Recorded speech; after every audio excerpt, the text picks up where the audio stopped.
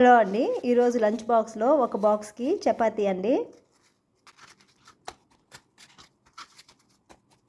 ఇంకొక బాక్స్కి పచ్చి అలసందలు ఉల్లగడ్డ కర్రీ అండి,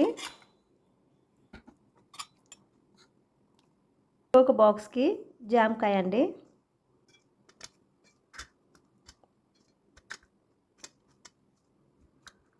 ఇంకొక బాక్స్కి పప్పాయ అండి,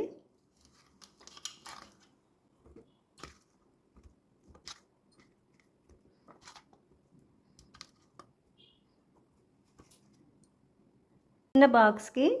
పప్పుల పొడి అండి, బాదము శనగగింజల పొడి,